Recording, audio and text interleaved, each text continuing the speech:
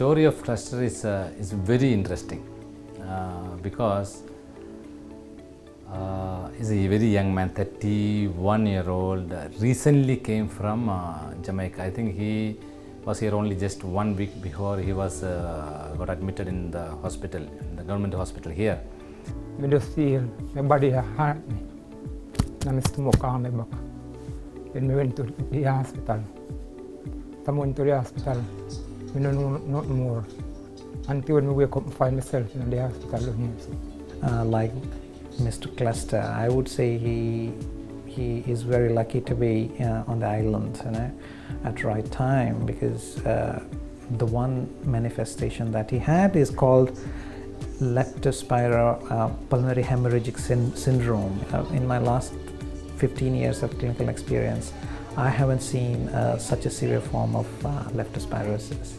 It's a very rare disease where you have clots in your lungs. It can affect your kidneys, and in the severe form there will be hemorrhage or pulmonary alveolar hemorrhage, where you have blood clots in your lung, you start to bleed in your lungs. And that culminated in the diagnosis that we made and the need for further management at Health City. I did speak with Dr. Benoit, and he agreed that he might benefit from, ECMO treatment, and that was why he was referred. And as far as we know, that's the only place where ECMO is offered in the island. And I'm really grateful that Health City took him along. And he came here that time. He was in a very critical stage, I should say. His oxygen level was like, his saturation was in the 50s. That is, if he stayed like that for a few more hours, he would have had a cardiac arrest. So within half an hour, we took him to the operating room. He put him on ECMO. And this was the very first veno-venous ECMO that we did. All other ECMOs are to support the heart and the lungs, whereas this type of ECMO supports only the lungs. We had quite a bit of struggle when he was in the ICU. We had to do repeated bronchoscopies to remove the clots. At the same time, see that there are no fresh bleeding from the lungs. And then slowly, when his lungs started improving, we took this machine off, and then we monitored him for a few days. Again, we had to do scopies to see that all the blood clots are fine, and then slowly we rehabilitated him from the pulmonary point of view so that his lungs are doing well.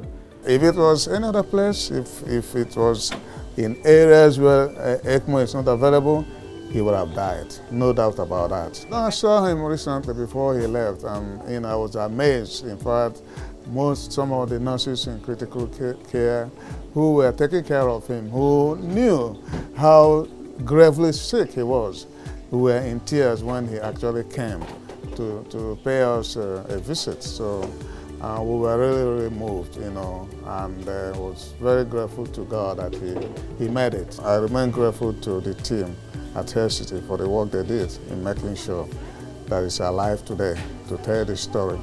Definitely, it was a blessing in disguise, that we had this facility. We could offer it to him and made a difference. We were very, very happy with the result that he has recovered. Not everybody does, despite all this support, but he has phenomenally responded to treatment, which we are very, very glad. Health City is a good hospital, because if I never did me, that did I'm gone. They helped me very good, especially doctor and nurse. My father God.